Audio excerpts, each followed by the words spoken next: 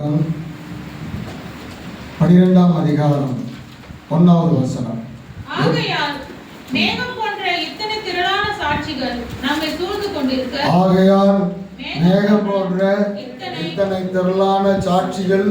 நம்மை சூழ்ந்து கொண்டிருக்க பாரமான யாவற்றையும் நம்மை சுற்றி நெருங்கி நிற்கிற பாவத்தையும் தள்ளிவிட்டு விசுவாசத்தை துவக்குகிறவர் விசுவாசத்தை முடிக்கிறவருமாய் இருக்கிற இயேசுவை நோக்கி பொறுமையோட ஓடக்கடவோம். சோதரம்.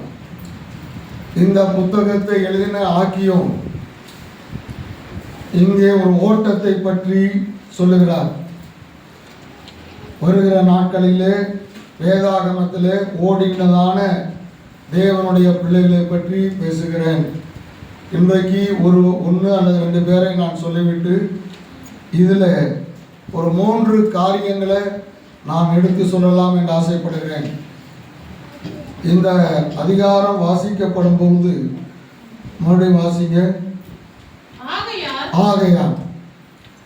ஆகையால் இதை ஆரம்பிக்கும் பொழுது பரிசுத்த ஆவியானவர் எப்படி ஆரம்பிக்கிறார்? ஆகையால். இதற்கு மேலே சொல்லப்பட்டு அவர் சொல்லப்பட்ட காரியங்கள் இப்படி நடந்தேறினபடியால் 11ஆம் அதிகாரத்தில் ஆபேல் முதற்கொண்டு பரகியாவின் குமாரனாகிய சகரியாவினுடைய மரணம் வரை அல்லது கிறிஸ்துவின் மரணம் வரையிலும் சிலுவை மரணம் வரையிலும் உள்ளதான பரிசுத்தவான்களுடைய மரணத்தை அங்கே பார்க்கிறோம். அவர்களை பற்றி இந்த அதிகாரத்தில் சொல்லுகிற பொழுது மேகம் போன்ற திரளான அங்கே மேகம் போன்ற திரளான சாட்சிகள் என்று திரளான சாட்சிகள் அங்கே என்ன பண்ணப்படலை. அங்கே எத்தனை பேர் சொல்லியிருக்கிறாங்க? 11ஆம் அதிகாரத்தில் சொல்லப்பட்ட பரிசுத்தவானுடைய பெயர் ஏதோ சொற்பம்.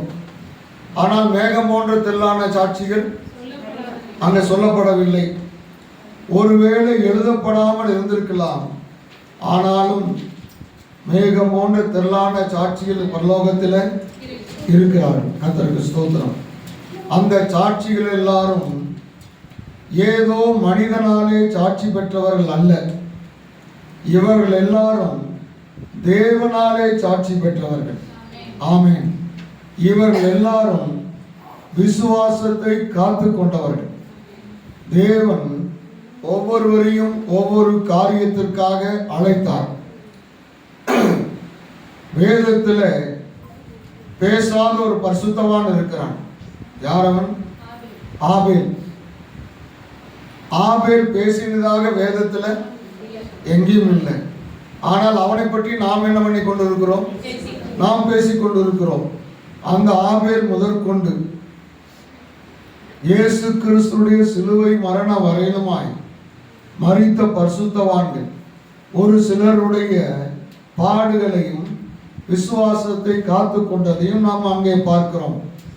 வாளாலே அறுப்புண்டார்கள். ஸ்திரீகள் தாங்கள் சாக கொடுத்த பிள்ளைகள் என்ன பண்றாங்களாம்? சாக கொடுத்தார்களாம். விசுவாசத்திற்காக என்ன பண்ணாங்க? சாக கொடுத்தார்கள். ஏதோ சாக கொடுத்தாங்க நம்ம நினைக்க வேண்டாம். பெற்றோருக்கு முன்பதாக குழந்தைகளை ரோம போர் சேவர்கள் உயரமாய் தூக்கி எறிவார்கள். உயரத்தில் வீசுவாங்க. அந்த குழந்தை மேலே இருந்து கீழே வருகிற பொழுது இவன் தன்னுடைய கத்தி பட்டயத்தை எடுத்து அதிலே அந்த குழந்தையை வாங்குவான். இதை யாரு பார்த்துட்டு இருப்பா? பெத்த தாயும் தகப்பனும் பார்த்துட்டு இருப்பாங்க. இயேசுவை மறுதலிச்சிருங்க. ஸ்திரீகள் பிள்ளைகளை என்ன பண்ணாங்களா? ஆனால் விசுவாசத்தை என்ன பண்ணல, விடல. சிம்சோன் கண்களை இழந்தான், ஆனால் விசுவாசத்தை இழக்கவில்லை. இந்த ஒரு விஷயம் எனக்கு இறங்கும் என்று விசுவாசத்தோடு ஜெபித்தான். ஆட்டு தோலையெல்லாம் போர்த்தி கொண்டு என்ன பண்ணாங்களா, ஆட்டு கூட்டத்தில் இருந்து இருக்கிறாங்க. இந்த பண்டிகைகளை கொண்டாடுகிற காலங்களில் புலி வேஷம், கரடி வேஷம் போட்டுட்டு ஆடுவாங்க. அந்த அந்த அந்த தோலையோ அந்த உடுப்பையோ போட்டு இருக்கிறவன் 4 காலில் என்ன பண்ண மாட்டான், 4 காலில் நடக்க மாட்டான், 2 காலில் தான் நடப்பான். அவன் 2 காலில் நடக்கிறதே பார்த்தோன்னா நமக்கு என்ன தெரியுது, உண்மையான கரடினா தெரியுது. இவங்க தப்பிக்கிறதுக்காக போட்டவங்க ஆட்டுத்தோலை போட்டுட்டு 2 காலில் நடந்தாங்கன்னா எல்லாருக்கும் அப்போ இவன் எப்படி நடந்திருப்பான்? 4 கால் 2 கையிலையும் என்ன பண்ணியிருப்பாங்க? ஏன்னா அந்த ரோடு நல்லா சாஃப்டாக இருந்திருக்குமா. வனாந்தரத்தில் நடந்தாங்க. எதுக்கு? விசுவாசத்தை காத்து கொள்ளத்தக்கதாக, தேவனாலே சாட்சி பெற்றவர்கள். கர்த்தருக்கு ஸ்தோத்திரம். இப்பேற்பட்ட பரிசுத்தவான்கள் எல்லாரும் வாக்குத்தத்தம் பண்ணப்பட்டதை ஒன்றை அடையவில்லை. 11ஆம் அதிகாரம் கடைசி வசனத்துல இவர்கள் எல்லாரும் விசுவாசத்தினாலே நற்சாட்சி பெற்றும் வாக்குத்தத்தம் பண்ணப்பட்டதை அடையாமல் போனார்கள். இவ்வளவு பாடுபட்டும் அவர்களுக்கு கொடுக்கப்பட்ட வாக்குத்தத்தத்தை அடையவில்லை. தூரத்திலே அதை கண்டு அரவணைத்து கொண்டு என்ன பண்ணிட்டாங்களாம், போயிட்டாங்க. கர்த்தருக்கு ஸ்தோத்திரம். இவர்களுக்கு கிடைக்கக்கூடாத ஒரு காரியம், அதுல 40ஆவது வசனம் நினைக்கிறேன், வாசிங்க. பூரணர் ஆகாதபடிக்கு விசேஷித்த நன்மையானது ஒன்றை தேவன் நமக்கா புதிய ஏற்பாட்டு பரிசுத்தவான்களுக்கு தேவன் என்ன பண்ணியிருக்கிறாரா, நியமித்திருக்கிறார். ஆபிரகாமை விட நாம் விசுவாசிகள் அல்ல, தானியேலை விட ஜெப வீரன் அல்ல, தாவீதை விட இருதயத்திற்கு ஏற்றவன் நாம் அல்ல, எப்தாவை போல தன்னை ஒப்பு கொடுத்தவன் அல்ல, ஸ்ரீகள் சாக கொடுத்தார்கள் அவளை போன்ற தியாகம் நமக்கு இல்லை.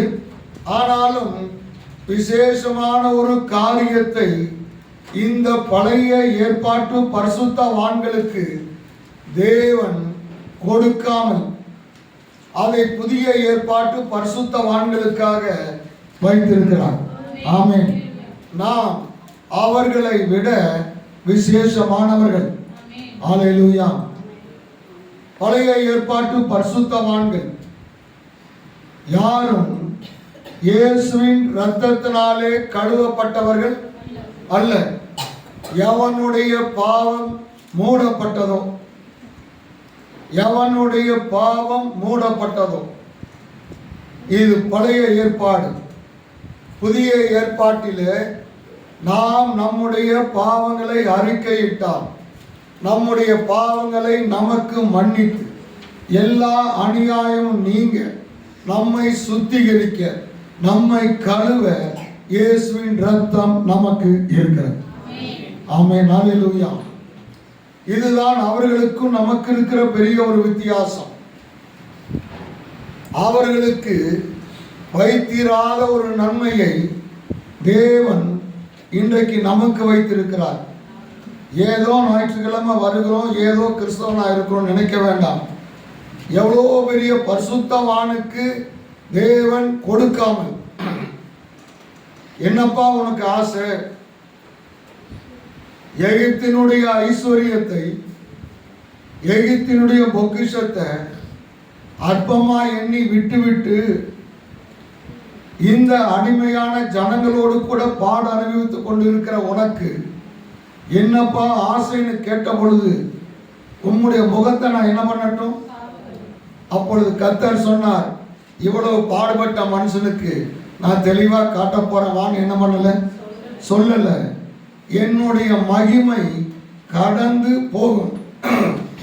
மகிமை கடந்து போகும். நான் போன பிறகு என்னுடைய முதுகை நீ என்ன பண்ணுவேன்? பார்ப்ப. அப்படியானால் நீ முதுக பார்க்கிற கூட்டம் என்னுடைய முகத்தை நாம் எல்லாருக்கும் தெரிந்தபடி 2 கொரிந்தியர் 3ஆம் அதிகாரம் 18வது வசனத்துல அவரை இருக்கிற வண்ணமாகவே நாம் என்ன பண்ண போகிறோம்? தரிசிக்க போகிறோம். ஹல்லேலூயா. இது புதிய ஏற்பாட்டு பரிசுத்தவான்களுக்கு தேவன் கொடுத்த ஒரு பெரிய பாக்கியம். ஆமென்.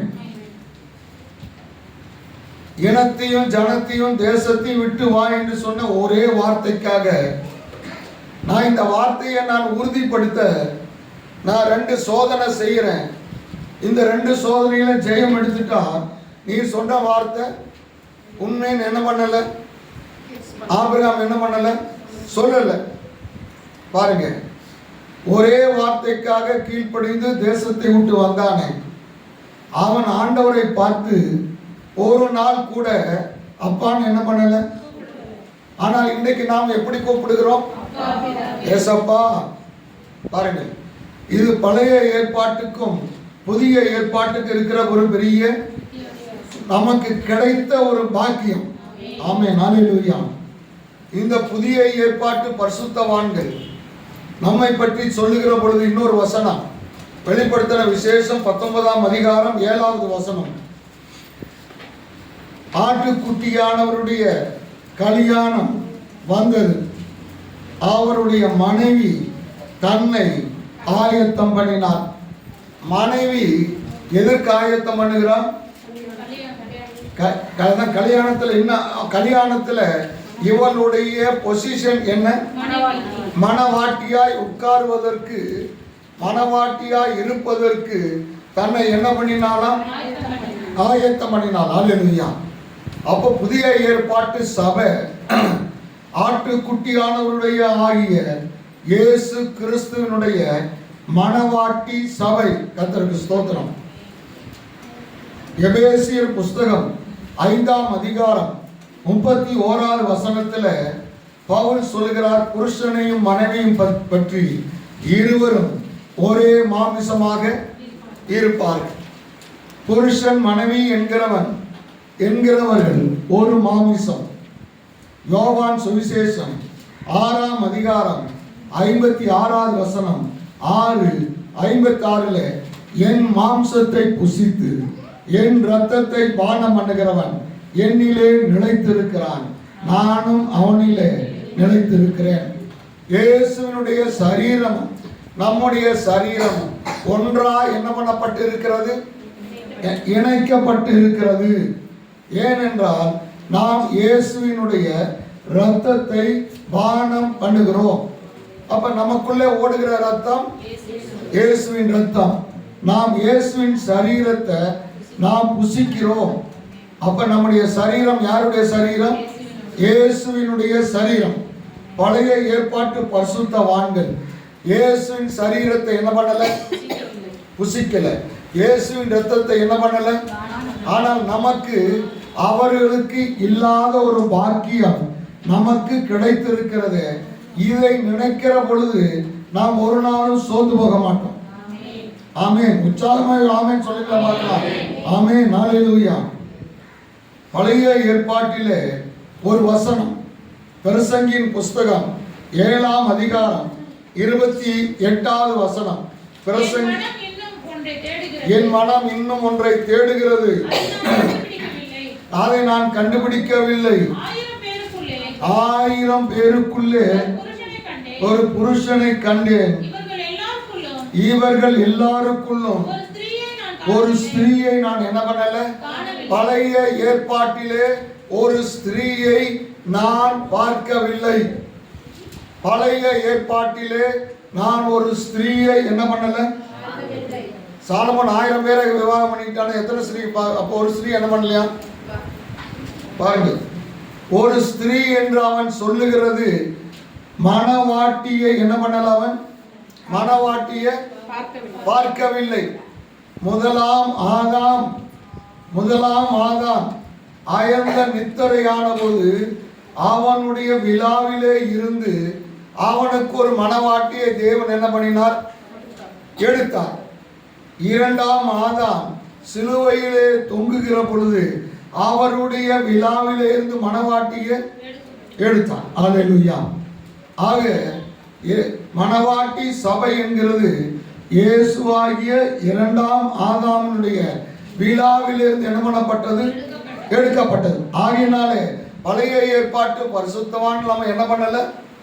நம்ம இது என்ன பண்ணல? பார்க்க ஒரு ஸ்திரியை நான் என்ன பண்ணல? நான் காணவில்லை. அல்லேலூயா. இவ்வளவு பெரிதான பாக்கியத்தை, ஸ்லாக்கியத்தை தேவன் யாருக்கு கொடுத்திருக்கிறார்? யாருக்கு? எல்லாரும் தலையாட்டலாமா? யாருக்கு? எல்லாம் கை நீட்டி சொல்லுங்களேன். ஆமென். அல்லேலூயா. அப்ப இவ்வளவு பெரிதான ஒரு பாக்கியத்தை கரத்திலே வாங்கி வைத்திருக்கிற நாம் அதற்கு உண்மை உள்ளவர்களாக இருக்க வேண்டும். இன்றைக்கு கர்த்தருடைய காரியத்துல, கர்த்தருடைய காரியம், கர்த்தருடைய ஆராதனை, கர்த்தருடைய ஜெபம், கர்த்தருடைய கூடுகை, சபை கூடுதல், ஆராதனை, பரிசுத்த வாழ்க்கை, சாட்சியுள்ள வாழ்க்கை, இவற்றிலே எவ்வளவு கருத்துள்ளவர்களாய் நாம் இருக்கிறோம். உலக பிரகாரமான காரியத்திற்கு செய்கிற, கொடுக்கிற முக்கியத்துவத்தை பார்க்கிலும் தேவனுடைய காரியத்திற்கு அதிக முக்கியத்துவத்தை என்ன பண்ண வேணும்? நாம் என்ன பண்ண வேண்டும்? கொடுக்க வேண்டும். அல்லேலூயா. வீட்டில் நீ கொடுக்கலையா கொடுக்க வேண்டாம்னு சொல்ல, கொடுக்க வேணும். ஆராதனை வந்தொருபாடு எப்படி இருக்க வேணும் சொல்லுங்களா பார்க்கலாம். எத்தனை பேருடைய கரத்திலே வேதம் இருக்கிறது? எத்தனை பேர் வசனத்தை வாசிக்க ஆசைப்படுகிறீர்கள்? எத்தனை பேர் வசனத்தை பார்க்கிறீர்கள்? வாசிக்க வேண்டாம். வசனத்தை உடைய கண்கள் என்ன பண்ண வேண்டும்? கண்கள் என்ன பண்ண வேண்டும்? பார்க்க வேண்டும். வசனத்தினுடைய வாய் என்ன பண்ண வேணும்? ஒரு நாள் நீங்க தான் சொன்னீங்க, ஏதோ சொன்னீங்க, நீங்க வசனத்தை பார்க்க வேண்டும், வசனத்தை உங்க வாயி வாசிக்க வேண்டும். உங்க வாயி வாசிக்கிற வசனத்தை உங்க காது மட்டும் கேட்கக்கூடாது, இருதயம் என்ன பண்ண வேணும்? கேட்க வேண்டும். இதுதாங்க தியானம். ஆமென். அப்ப பாருங்க, இன்னைக்கு ஒருத்தர் வாசனம் டக்குன்னு மூடிடுறோம். இன்னைக்கு நம்முடைய ஜீவியத்துல தேவன் இவ்வளவு பெரிதான ஒரு காரியத்தை கொடுத்திருக்கிறாரே, எவ்வளவு ஜாக்கிரதை உள்ளவளா இருக்கிறோம். என்னுடைய செல்போன் இது சோபி வாங்கி கொடுத்தது, ஏறக்குறைய 1,00,000 ரூபாய். அதுக்கு மேலேயே எனக்கு செய்ய தெரியல. இந்த செல்போனை பாக்கெட்ல போட்ட பிற்பாடு அரை மணி நேரத்துக்கு ஒரு தடவை இப்படி தட்டி தட்டி பார்த்துட்டு, எதுக்கு? இதே ஒரு 500 ரூபா செல்போன் இருந்தால் போனா என்ன பண்ணட்டும்? போனா இன்னொன்று. ஆனால் இது என்ன பண்ணுறேன்? கர்ச்சீப்பில் ஒரு சிலர் பார்த்தா சிரிப்பாங்க, சுற்றி உள்ள போட்டு வச்சுக்கிறேன். ஏன்? அது ஒரு விலையேற பெற்ற பொருள் என் கரத்தில். இன்றைக்கு கர்த்தர் எத்தனையோ பரிசுத்தவான்களுக்கு கிடைக்கக்கூடாத ஒரு மேன்மையை நமக்கு கொடுத்திருக்கிறாரு. நம்முடைய ஜீவியம், நாம் இன்னைக்கு எப்படி கர்த்தருக்காய் வாழ்ந்து கொண்டு இருக்கிறோம். மணி வாசிக்கலாமா? 12ஆம் அதிகாரம் 1வது வசனம். ஆகையால் அவர்கள் அடையாமல் போயிருக்கிறார்களே. ஆகையால் புதிய ஏற்பாட்டு சபை விசுவாசிகளே, ஆபேல் முதற்கொண்டு இயேசு கிறிஸ்துவின் காலம் வரையிலும் உள்ள பரிசுத்தவான்கள், சொல்லப்பட்டவர்கள், சொல்லப்படாதவர்கள் எல்லாரும் அவர்கள் அடையாமல் போயிருக்கிற வேளையில புதிய ஏற்பாட்டில பாண்டிச்சேரியில கிருஷ்ணா நகர்ல கூடுகிற தேவனுடைய பிள்ளைய சாட்சிகள் நம்ம என்ன பண்ணி கொண்டிருக்கிறது? சூழ்ந்து கொண்டிருக்கிறது. இன்றைக்கு ஆவிக்குரிய ஜீவியத்தில் நாம் எல்லாரும் ஓடுகிற ஒரு ஓட்ட பந்தயத்திலே நாம் இருக்கிறோம். அதே வசனத்தினுடைய கடைசி 2 வரி வாசிங்க. நமக்கு நியமித்திருக்கிற ஓட்டத்தில் பொறுமையோட ஓடக்கடவும். உனக்கு நியமித்திருக்கிற ஓட்டத்தில் நீ எப்படி ஓட வேண்டுமா? பொறுமையோடு உனக்கு வைத்திருக்கிற ஓட்டத்திலே நீ ஓட வேண்டும். ஓட்ட பந்தயத்திலே ஓடுகிறார்கள். ஒவ்வொருவருக்கும் ஒரு ட்ராக் என்ன பண்றாங்க, பிரிக்கிறான். நீ 5வது ட்ராக்ல நில்லு. இந்த 5க்கும் 6க்கும் இடையில இருக்கிற தூரம் எவ்வளவு? 5வது கோட்டுக்கும் 6வது கோட்டில் ஓடுறவனுக்கும் இடையில இருக்கிற தூரம் எவ்வளவு? என்னங்க எங்க 5வது ட்ராக்னு ஒரு ட்ராக் இப்படி போட்டுருக்கிறான். அதுக்கு அடுத்தது 6வது ட்ராக். இங்க ஒருத்தர் 2 பேருக்கு எவ்வளவு தூரம்? ஒரு கோடு தான் இருக்குது. இந்த கோடு இவனுக்கும் சொந்தம், இந்த கோடு அவனுக்கும் சொந்தம். எவ்வளவு வித்தியாசம் இருக்கு? ஒண்ணுமே வித்தியாசமே இல்லை. அப்படி இருக்கையில் நம்முடைய இந்திய வீராங்கனை ஒரு லேடி முதல் பரிசை வாங்கினான். வாங்கிட்டு போகும்போது மறுபடியும் கூப்பிட்டு அந்த பரிசை வாங்கிட்டாங்க. ஏன் நீ எங்கம்மா போயிட்ட? பக்கத்து ட்ராக்ல நீ ஓடியாந்துட்ட. எவ்வளவு தூரம் வித்தியாசத்தில் ஓடி வந்த? வித்தியாசமா அதுக்கு இல்லை. அவள் ஓடினாலும் அவளுக்கு கொடுக்கப்பட்ட பரிசு பறிக்கப்பட்டது. அப்படி இருக்கிற வேளையில ஆவிக்குரிய வாழ்க்கையில உனக்கு கொடுக்கப்பட்டிருக்கிற ஓட்டத்துல நீ ஓடாமல் போனாலும் மாறி ஓடினாலும் இரண்டுமே தண்டனைக்குரிய குற்றம். நீ ஒருவேளை உன்னுடைய பாதையில ஓடாமல் என்ன பண்ணலாம்? ஓடாம நடக்கலாம். ஓட வேணும். ஆனா நீ என்ன பண்ணிட்டு இருக்கிற? நடக்கிற. ஒருவேளை நடக்கவே இல்லை, நீ 2 செய்தாலும் உனக்கு என்னதான்? உனக்கு தண்டனை தான். பாருங்க, பவுல் சொல்லுகிறார் 2 தீமோத்தேயு 4:7 ஓட்டத்தை முடித்தேன். ஓட்டத்தை முடித்தேன். 2 காரியங்கள். ஒன்று உன்னுடைய மரணம், இன்னொன்று இயேசுவினுடைய வருகை. எது சந்தித்தாலும் ஓட்டத்தை ஓடி என்ன பண்ணி இருக்க வேண்டும்? அப்படி முடிக்காமல் போனால் உனக்கு பரிசு இல்லாமல் போகாது என்று நினைக்க வேண்டாம். பரிசு கூட்டத்தில் வேடிக்கை பார்க்கறதுக்கு பரிசு என்ன கொடுக்க போறது இல்லை. ஆனா உனக்கு தண்டனை உண்டு என்கிறது என்ன பண்ண வேண்டாம்? மறக்க வேண்டாம். இங்கே எழுதுகிற ஆக்கியோன் சொல்லுகிறார், ஒருவேளை அவர் அந்த கிரேக்க தேசத்தை பார்த்து ஏதோ எழுதுகிறார் என்று சொல்லு. அதுக்கு கீழே இருக்கிறதெல்லாம் ஒரு சில சமம் அப்படி வருகிறது. மாரத்தான் ரேஸ் ஓடுகிறாங்க. மாரத்தான் ரேஸுங்கிறது எவ்வளவு தூரம் ஓடுவாங்க? மிக நீண்ட தூரத்தை ஓடுறாங்க. ஒரு சில ஊர்களை என்ன பண்ணுவாங்க? ஊர்களை சுத்தி வருவாங்க. இங்க புறப்பட்டு மரக்காணம், மகாபலிபுரம், திருவான்மியூர், மெட்ராஸ், அப்புறம் இந்த பக்கமா திண்டிவனம், பாண்டிச்சேரி, இப்படி என்ன பண்ணுவாங்க? பல ஊர்களை என்ன பண்ணுவாங்க? சொல்லுங்கப்பா. கடந்து வருவார்கள். இதை வேடிக்கை பார்க்கிற கூட்டம் இருக்குது. அவங்களும் அவங்க பின்னால ஓடுவாங்களா வேடிக்கை பார்க்க? யாரும் என்ன பண்ண மாட்டாங்க? ராஜா கொஞ்சம் கவனிப்பா. என்ன பண்ண மாட்டாங்க? வேடிக்கை பார்க்கிற கூட்டமும் அவங்க பின்னால ஓடாது. நான் அங்கே நடக்கிற சம்பவத்தை ஒரு கற்பனையா நான் சொல்லுகிறேன், நல்லா கவனிங்க. மாரத்தான் ரேஸ் ஏதோ ஒரு இடத்துல ஆரம்பிக்கிறது. அவர்கள் ஓடுகிறார்கள். அவர் முடிக்கிற இடம் ஒரு மைதானமாய் இருக்கும். சரியா? சரியா? சரின்னு சொல்லுங்க. ஆமா ஆமான்னு சொல்லுங்களேன். ஒரு மைதானமாக இருக்கும். அந்த மைதானத்துல அநேக ஜனங்கள் கூடியிருப்பாங்க.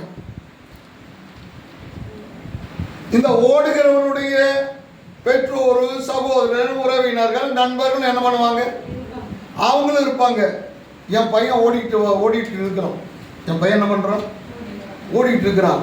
எப்படி வருவானோ எப்படி வருவானோ பாருங்க. இந்த போலீஸ் கிரவுண்ட்ல இன்டர்வியூ நடக்குது. வருஷம் இதை நடத்துறாங்க. நாங்கள் போய் நின்று கூட்டத்தோட போட்டோமா, நானும் நின்று வேடிக்கை பார்ப்பேன்.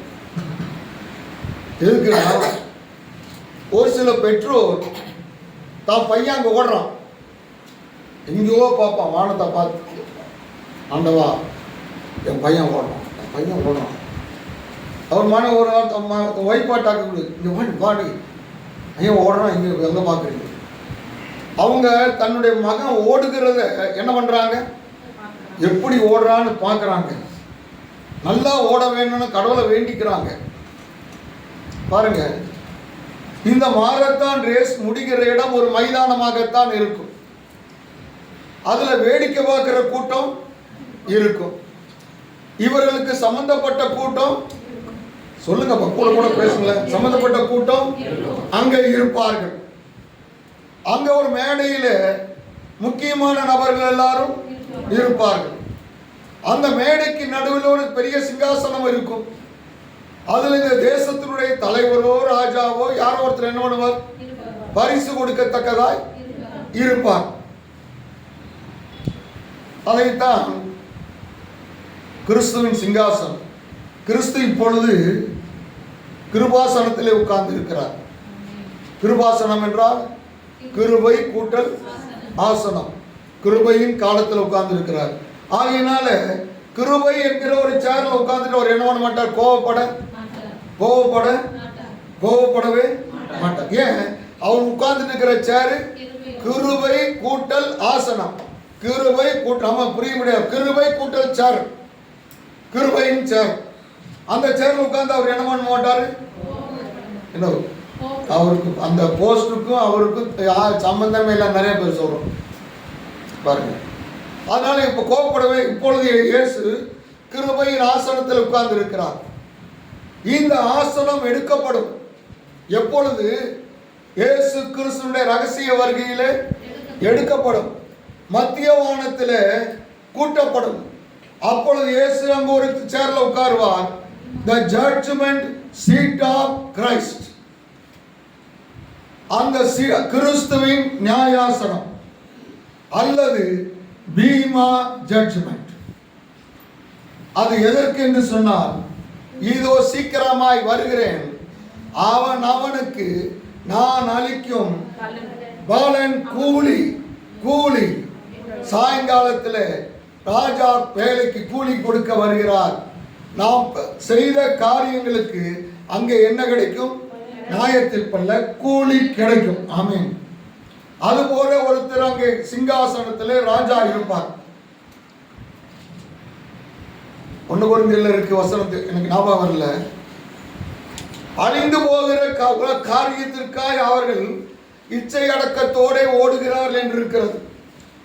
நான் நினைக்கிறேன் 1 கொரிந்தியர் 9ஆம் அதிகாரம் 25 அல்லது 25 இருக்கும். 1 கொரிந்தியர் எத்தனை வசனங்க, 25ஆம் வசனம். பந்தயத்துக்கு போராடுகிறவர்கள் எல்லாரும் இருக்கிறார்கள், அவர்கள் அழிவுள்ள கிரீடத்தை. பாருங்கள், ஒலிம்பிக்கில் ஓடி ஜெயிச்ச பிறகு அந்த ராஜா அவர் என்ன செய்வார், ஒலிவ இலையினாலே தயாரிக்கப்பட்ட ஒரு கிரீடத்தை அவனுக்கு என்ன பண்ணுவார், வைப்பார். அவர்கள் அதற்கு இச்சையடக்கத்தோடு ஓடுகிறார்கள். இன்றைக்கு ஆவிக்குரிய ஜீவியத்தில் நாம் ஓடுகிறோம். அப்பொழுது அந்த மேடையிலே அவர் உட்கார்ந்துக்கிறார்.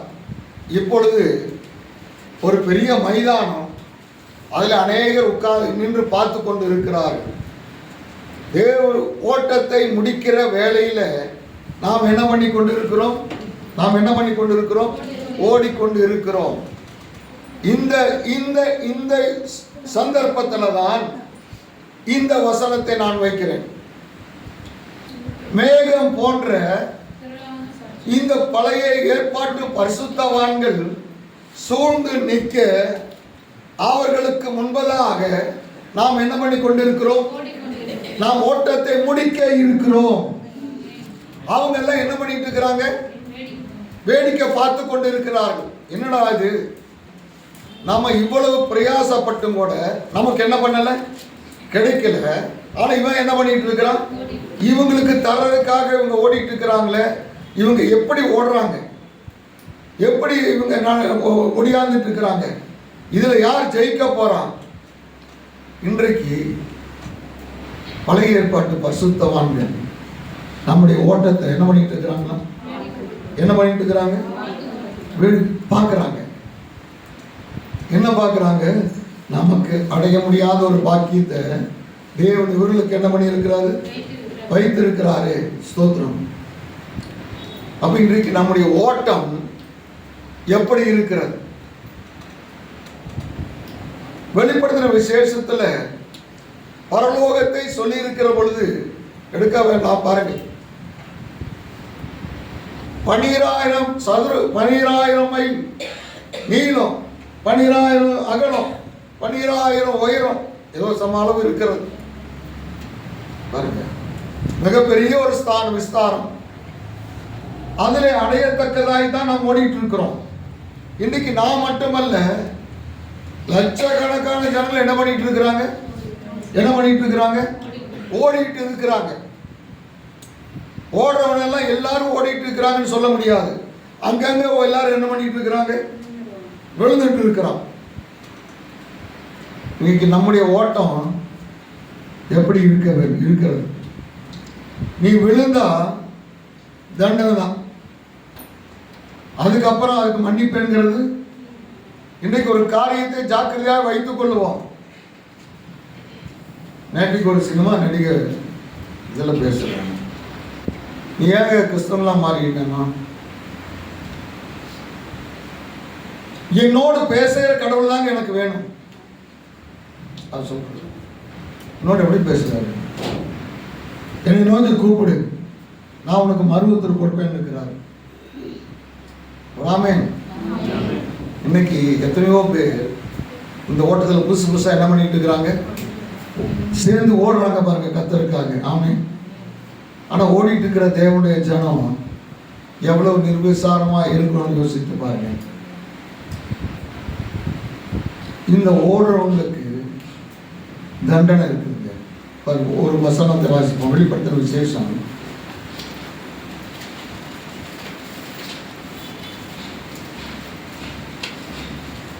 21ஆம் அதிகாரம் 8வது வசனம். பயப்படுகிறவர்களும் அவிசுவாசிகளும் அருவருப்பானவர்களும் கொலைபாதகரும் விபச்சாரக்காரரும் சூனியக்காரரும் விக்கிரகாரனைக்காரரும் பொய்யர் அனைவரும் 2ஆம் மரணம் ஆகிய அக்கினியும் கந்தகம் எரிகிற கடலிலே பங்கடைவாள். ஆமென். இவனெல்லாம் ஓடாதவன். இந்த பாதையில் அவனை என்ன பண்ணல? ஓடாதவர்களுக்கு 2ஆம் அல்லது ஓடி நின்றவனுக்கு விழுந்தவனுக்கு ஜாக்கிரதையா இருப்போம். ஞானிகளுக்கும் கல்விமான்களுக்கும் மறைத்து இந்த ரட்சிப்பை நீ உண்மையுள்ளவன் என்று எதிர்பார்த்து கர்த்தர் உன் கையிலே இந்த ரட்சிப்பை, வேதத்தை, வசனத்தை உன் கையிலே கர்த்தர் கொடுத்திருக்கிறார். ஆமென். ஹல்லேலூயா.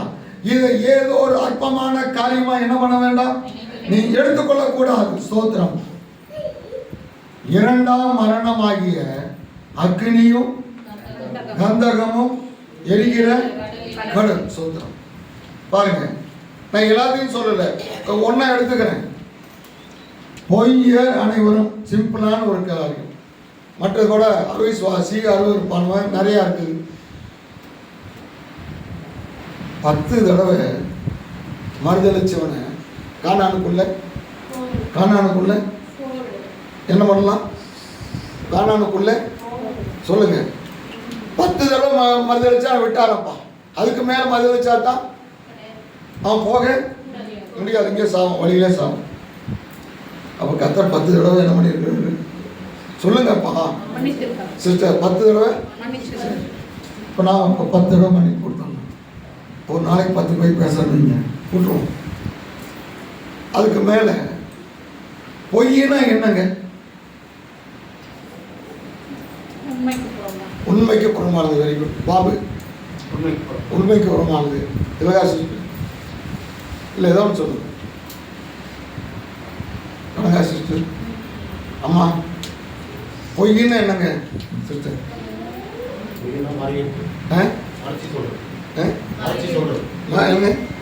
மறைச்சு சொல்றது. Right sister. புரியாது. உண்மைக்கு எதிராக. ரைட். நீங்க சொன்னதெல்லாம் எல்லாமே எல்லாமே கரெக்டு. நம்ம என்ன நினைச்சிட்டு இருக்கிறோம்?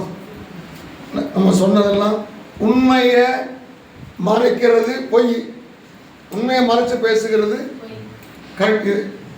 நான் அந்த மாதிரிலாம் என்ன பண்ணுறது இல்லை.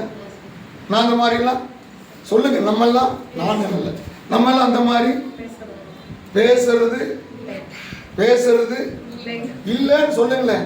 அக்கா சொல்லுங்களேன். பாபா பேசு சொல்ற இல்லை இல்லை நான் சொல்லுங்க. பேசுறது இந்த மாதிரி பேசுறதே இல்லை. பரவாயில்ல. நம்ம பொய்ங்கிற லிஸ்ட்ல என்ன பண்ண மாட்டோம் சொல்லுங்கப்பா. வரவே மாட்டோம். அப்படி சொல்லுங்களேன். பொய்ங்கிற லிஸ்ட்ல திலகா சிஸ்டர் வரமாட்டேங்க. உண்மைதான் சொல்றேன். இதுக்கா பொய்ங்கிற லிஸ்ட்ல வரவே மாட்டோம். ஆமே கைது சொல்லலாமா? 1 யோவான் 4ஆம் அதிகாரம் 20ஆவது வசனம். 1 யோவான் 4ஆம் அதிகாரம் 20ஆவது வசனம். தேவனிடத்திலே அன்பு கூறுகிறேன் என்று ஒருவன் சொல்லியும் தன்னுடைய சகோதரனை பகைக்கிறவன் பொய்யன். எங்க உண்மையை மறைக்கிறதா பொய்னா? யோவான் யார என்ன சொல்றாரு? சகோதரனை பகைக்கிறவன் பொய்யன். தேவனிடத்திலே அன்பு கூறுகிறேன் என்று சொல்லியும் பக்கத்து வீட்டுக்காரனா பகைக்கிறவன் சொல்லுங்க பொய்ய. நீ தேவனிடத்தில் அன்பு கூறுகிறேன் என்று சொல்லுகிறவன், அவனிடத்துல அன்பை என்ன பண்ண வேணும்? தேவனுடைய அன்பை நீ என்ன பண்ண வேணும்? காட்ட வேண்டும். நீ காட்டாதவன் யாரு? இப்ப சொல்லுங்க, நம்ம எந்த சொல்லுகிறோம்? யாராவது ஒருவருக்கு இயேசுவின் அன்பை பற்றி சொல்லி இருக்கிறோமா? யோசித்து பாருங்க. எத்தனை பேர் இன்னைக்கு தற்கொலை பிரச்சனை தெரியல, இயேசு உன்னை நேசிப்பாரப்பா, ஏன் சொல்லக்கூடாது? அப்ப நம்மளாம் இன்னைக்கு எந்த லிஸ்ட்ல இருக்கணும்? 1 யோவான் 1ஆம் அதிகாரம் 6ஆவது வசனம்.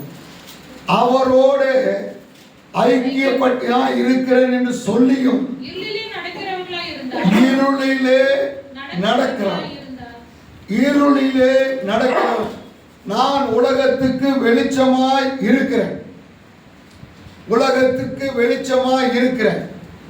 சபை குத்து விளக்கு வெளிச்சமாய் இருக்கிறது.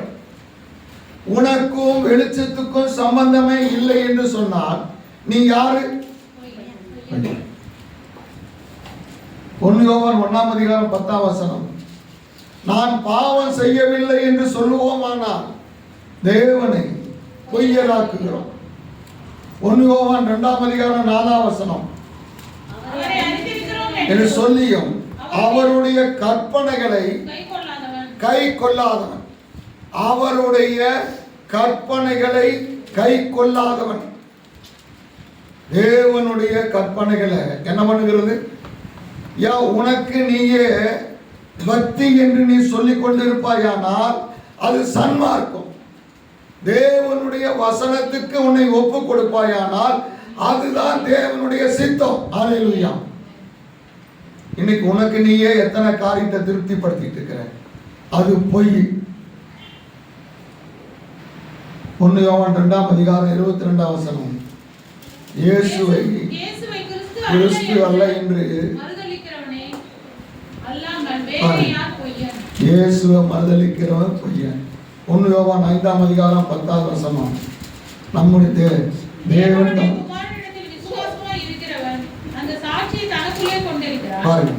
இயேசுவை குறித்த சாட்சியை விட்டு இயேசுவை மறுதலிக்கிறவன் யாராமா?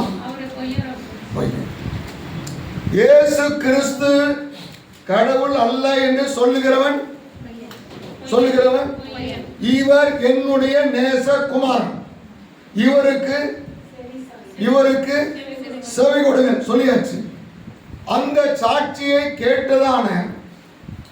கேட்கிற தேவனுடைய பிள்ளைகள் இயேசுவை நீ ஏற்றுக்கொள்ளாமல் போகிற பொழுது,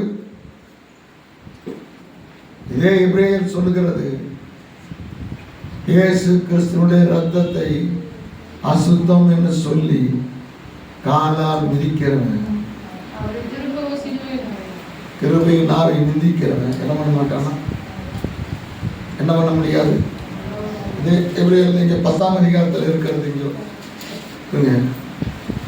எபிரேயர் 10:29. தேவனுடைய குமாரனை காலின் கீழ் மிதித்து தன்னை பரிசுத்தம் செய்த உடன்படிக்கையின் இரத்தத்தை அசுத்தம் என்று எண்ணி கிருபையின் ஆவியை நிந்திக்கிறவன் எவ்வளவு கொடிதான ஆக்கினைக்கு இருப்பான். பழைய ஏற்பாட்டிலே ஆட்டுக்குட்டியின் இரத்தத்தை மோசே இடத்துல கர்த்தர் சொல்லுகிறார்.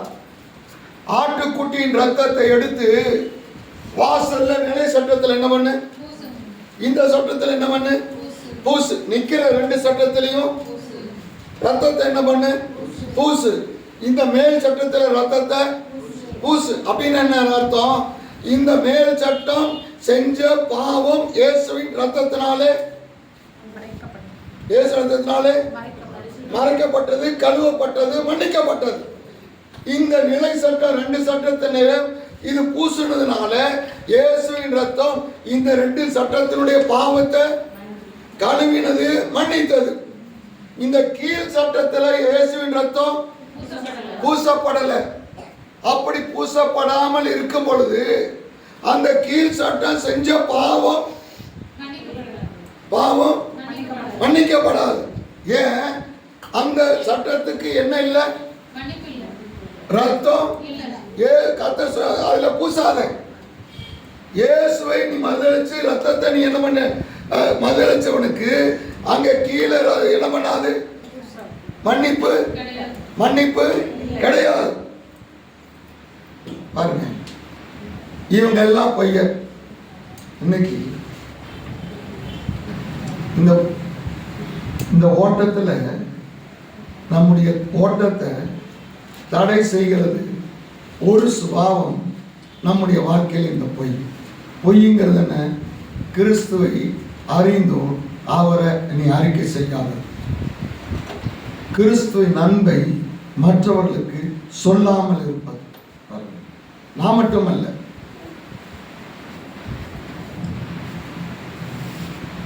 இது ஒரு பாவம். இது எப்பொழுது வெளிப்படும்? இந்த தண்டனை 1 கொரிந்தியர் புஸ்தகம் 5ஆம் அதிகாரம் 52ஆம் வசனம். அங்கே 15:52 எல்லாரும் எழுந்திருப்பான். ஒன்று நினைத்துக் கொள்ளுங்கள். நான் தண்டனைங்கிற காரியத்துக்கு வரேன். எக்காலம் தொனிக்கும். உலகத்திலே பிறந்த துன்மார்க்கனும் நீதிமானும் எல்லாரும் ஒரு நாளிலே என்ன பண்ணுவாங்க? அவன் வரிசைப்படி எழுந்திருப்பான். எல்லாருக்கும் உயிர்த்தெழுதல் எல்லாருக்கும் உண்டு. நீதிமானுக்கு உயிர்த்தெழுதல், பாவிக்கு உயிர்த்தெழுதல் உண்டு. வரிசை வித்தியாசமா இருக்கலாம். ஆனால் இவன் எல்லாரும் என்ன பண்ணுவாங்களா? எழுந்திருப்பார்கள். மரித்தவனும் என்ன பண்ணுவான்? மரித்தவனும் எழுந்திருப்பான். பாருங்க, இயேசு சொல்றார், மரித்தோர் அடக்கம் பண்ணட்டும். அப்படின்னா என்ன? இந்த சரீரத்துல செத்து போனவனை ஆவியில செத்தவன் போய் என்ன பண்ணட்டும்? ஆவியில செத்தவங்கிறது யாரு? மறுதலிக்கிறவன். 1 சங்கீதம் 115 17 18 கர்த்தரை துதியாதவர்கள் மரித்தோர். கர்த்தரை துதியாதவர்கள் மரித்தோர். கர்த்தரை துதியாதவர்கள் மரித்தோர். அல்லேலூயா சொல்லாதவங்க, பாட்டு பாடாதவங்க, கை தட்டாதவங்க, அவன் என்ன பண்ண மாட்டான்? கை தட்டவே, என்ன சொன்னாலும் கேட்கவும் சொல்லுங்க. அதனாலதான் நான் நினைக்கிறேன், ஆண்டவர் எல்லாத்தையும் உண்டாக கடவுள்னு சொல்லிட்டு எல்லாத்தையும் என்ன எப்படி சிருஷ்டித்தாரு? உண்டாக. ஆதாம் மண்ணில் உண்டாக்கினார் இல்ல, இவனுக்குள்ள ஜீவன் வரட்டுன்னு ஏன் சொல்லல? அவனுக்கு காது கேட்காது.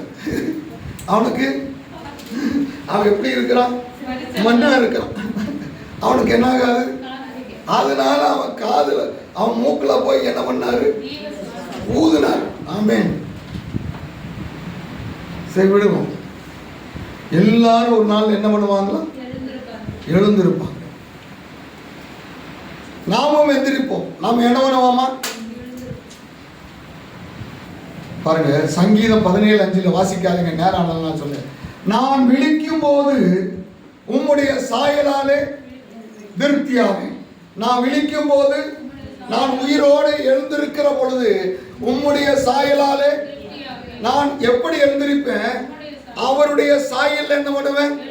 அவருடைய சாயல்ல நான் உயிரோடு எழுந்திருக்கிற பொழுது நாம் எந்த சாயல் எழுந்திருப்போம்? சொல்லுங்களேன் பார்க்கலாம். தலையாட்டம். இயேசுவின் சாயலிலே, இயேசுவின் சாயலிலே உயிரோடு கூட எழும்புவோம். ஆமென். ஹல்லேலூயா. ஏன்னா இன்னைக்கு ஜீவிப்பது நான் அல்ல, கிறிஸ்துவ எனக்குள்ள அந்த சாயலை வாங்கிக் கொள்கிறோம். ஆனா வெளிப்படுத்தல் 22:15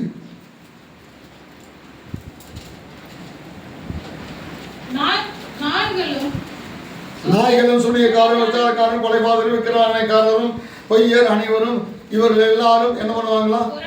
புறம்பே புறம்பே இவனால புறம்பு போயிடுவான். பாருங்க, வண்டி ஓட்டுறவனுக்கு என்ன பேரு?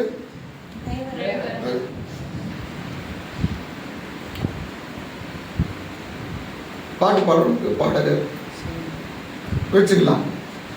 பொய்யர், விபச்சாரக்காரர், விக்கிரகாரர், அந்தக்காரர், இந்தக்காரர், ஒவ்வொருக்கும் காரர்னு சொல்லிட்டு சொல்லுங்க. ஒரு கூட்டத்தை மட்டும் நாயின்னு சொல்லியிருக்குது. நல்லா வாசித்து பார்த்தீங்களா? என்ன சிஸ்டர்? பொய்யர், விபச்சாரக்காரர், சூனியக்காரர், அப்புறம் விக்கிரகாரர், இந்த கார் எல்லாமே யாரு? காரர் தான். எல்லாமே காரர் தான். ஆனா இந்த முதல் பாசனம் மட்டும் யாரு? நாயின்னு சொல்லுது பாருங்க. அவன் அவன் அவன் என்ன பாவம் செஞ்சான்னு தெரியல.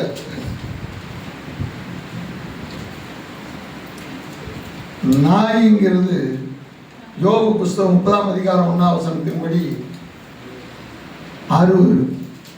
நாய்ங்கிறது பாருங்க, 2 பேதுல 2:22 நாய் கக்கினத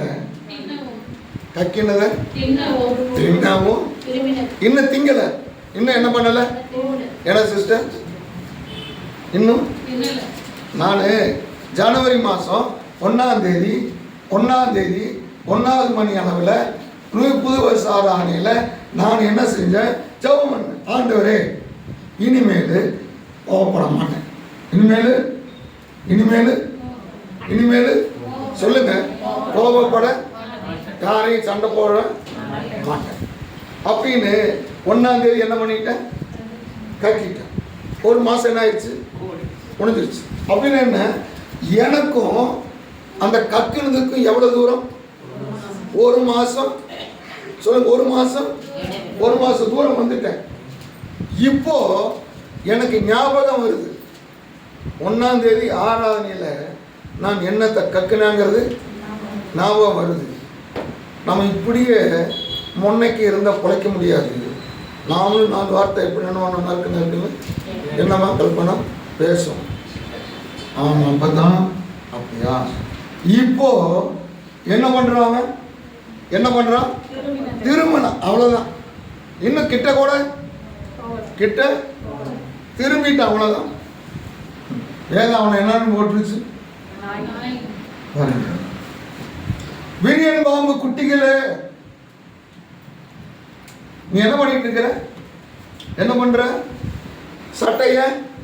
சட்டைய சொல்லுங்க, சட்டைய காட்டுற. விரியன் பாம்பு சட்டையை காட்டுது. நம்ம விரியன் பாம்பு வெள்ளை சட்டை போட்டுக்குது. எதுக்காக? நான் யாரு? நானும் கிறிஸ்தவன். நானும் சொல்லுங்க, அவரும் டீ கடையில் அங்கே நின்று இன்னொருத்தர் வந்தார், நீங்கள் சபைக்கு போகிறீங்களா? ஆமாங்க. நீங்கள் சபைக்கு போகிறீங்களா? ஆமாங்க. நான் அந்த சர்ச். எது காட்டுது இந்த வெள்ளை? நான் யாரு? பாருங்க, பாம்பு சட்டையை காட்டுது, நம்ம சட்டையை போட்டுட்டு இருக்கிறோம். ஆனால் இதுக்கு நான் கீழே இருக்கிற, நாக்குக்கு கீழே இருக்கிற சேர்ல உட்காந்து, இங்கே கீழே இருக்கிற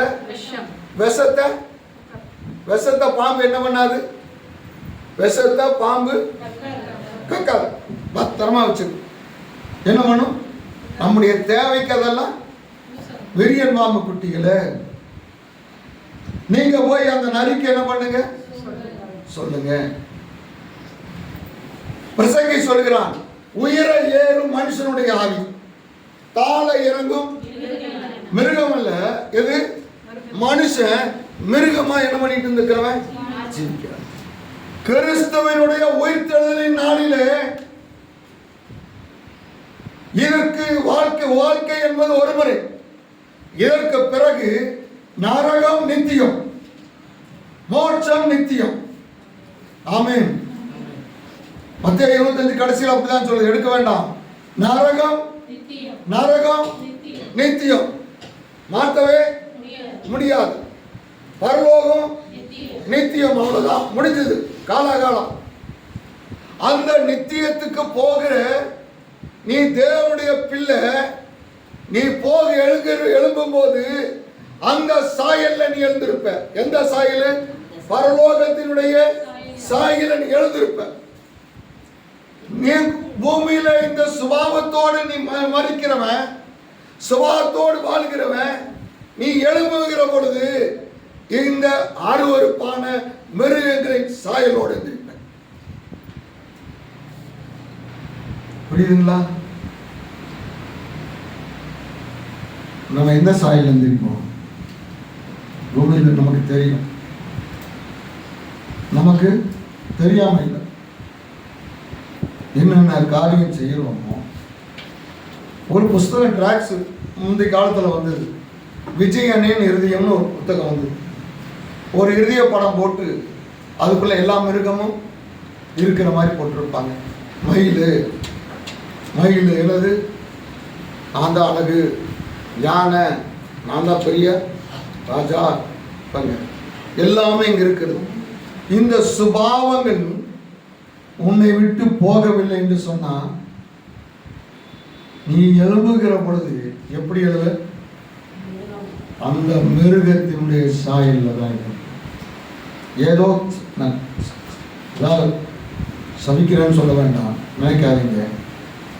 நாம் கிறிஸ்துவின் சாயலில் இருந்திருக்க வேண்டும். அப்படின்னா உனக்கு வைக்கப்பட்டிருக்கிற ஓட்டத்தில் நீ உண்மையாய் ஓட வேண்டும், பொறுமையோடு ஓட வேண்டும். முதல் காரியம். அங்கே நிறைய காரியம் சொல்லியிருக்கிறது. நான் ஒரே ஒரு வசனம் வாசிட்டு முடிச்சுக்கிறேன்.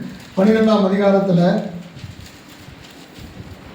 3ஆம் வசனம் நினைக்கிறேன். ஆகையால் நீங்கள் இளைப்புள்ளவர்களாய் உங்கள் ஆத்துமாக்களை சோர்ந்து போகாதபடிக்கு நமக்கு விரோதமாய் பாவிகளால் செய்யப்பட்ட விபரீதங்களை பாருங்க. முதல் காரியம் பொறுமையோடு ஓடு. பொறுமையோடு கூட இந்த ஓட்டத்தில் என்ன பண்ணு? நீ ஓடு, பொறுமையோடு ஓடு. உனக்கு வைக்கப்பட்டிருக்கிற லக்கை நோக்கி ஓடு. அடுத்தது என்ன பண்ண வேணுமா? அந்த ரோட்ல கர்த்தர் உனக்கு எல்லாத்தையும் சரி பண்ணி பாதையை செம்மையாக்கி, ஆவிக்குரிய வாழ்க்கையில உனக்கு பாதையை செம்மையாக்கி கர்த்தர் என்ன பண்ண மாட்டாரு? நம்ம சபையில் ஒரு வாலிபர் அடிக்கடி சபைக்கு வர்றதில்லை, நல்ல பையன். அடிக்கடி நான் சந்திக்கிறவரை, வாப்பா சபை கேட்பா வர மாட்டேங்க. மாஸ்டர் அங்கே இந்த ரோடு போட்டாங்களா? எந்த ரோடப்பா கேட்குறேன்? கிருஷ்ணாவில் அந்த 12வது கிளாஸ் ரோடெல்லாம் போட்டாங்க. ஒரே டெஸ்ட்டு. ஒரே எப்போ நீ காலையிலேருந்து சாயந்தரம் வரலாம். இந்த ஸ்விக்கி தானே, ஸ்விக்கியில் சிக்கி இது வித்தியாசத்துல இங்கே என்ன அடிக்குது? ஏன் ரோடு போட்டு கர்த்தர் உன்னை கூப்பிடுகிறவர் கூப்பிடுகிறவரு. இந்த பாதையில இயேசு கிறிஸ்து விபரீதங்களை சந்தித்தார். விபரீதம் என்னங்க? விபரீதம் என்ன? ஆபத்து. விபரீதம் என்ன?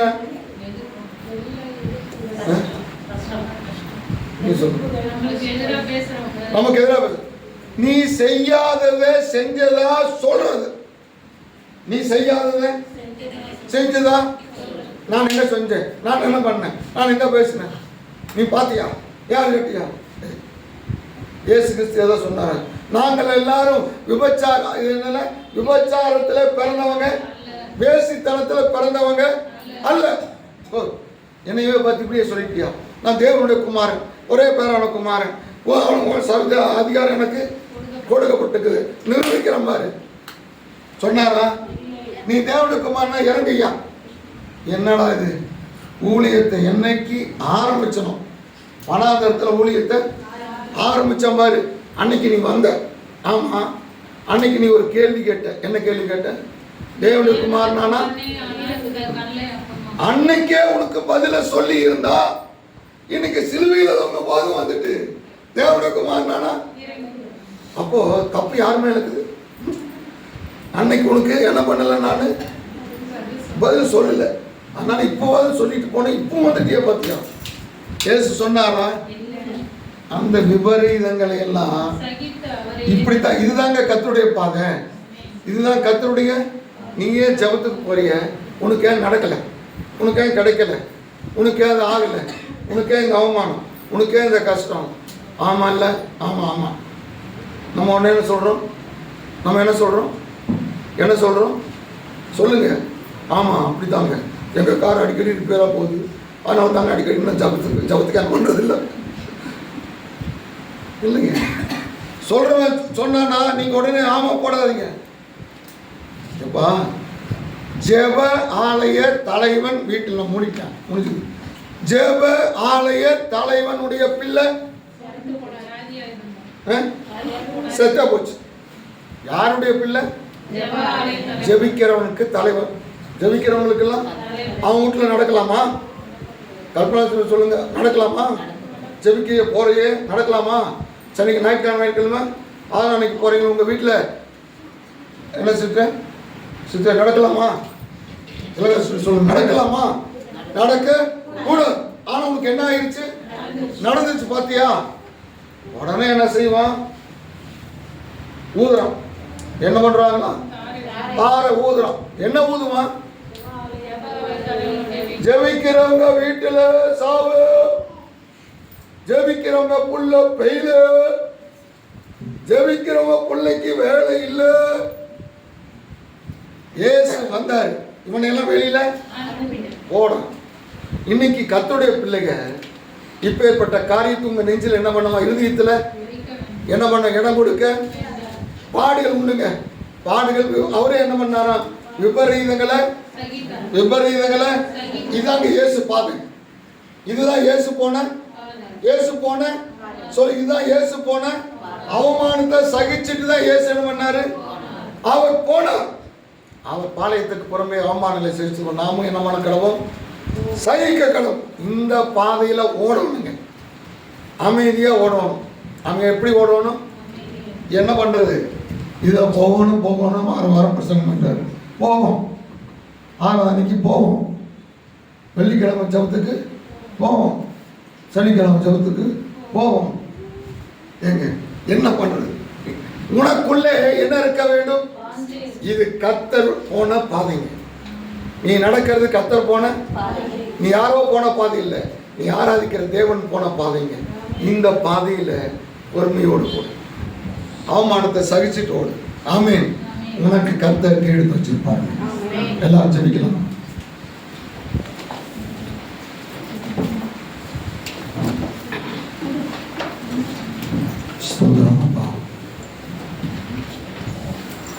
தடை செய்யல ஒரு பாவத்தை குறித்து சொன்ன. முதல் காரியம் ஓட்டம், இரண்டாவது காரியம் தடை செய்கிற காரியம், மூன்றாவது காரியம் உயிர்த்தெழுதல். கிறிஸ்துவின் நியாய தீர்ப்பு நாளில் எல்லாரும் எழுதுவாங்க. நீ யார் சாயலில் எழுதுவ? கிறிஸ்துவின் சாயல் எழுதுயாம், பரலோகத்தின் சாயல் எழுதுயாம், துன்மார்க்க அழிந்து போகிற மிருகத்தின் சாயல், அருவருப்பான சாயல்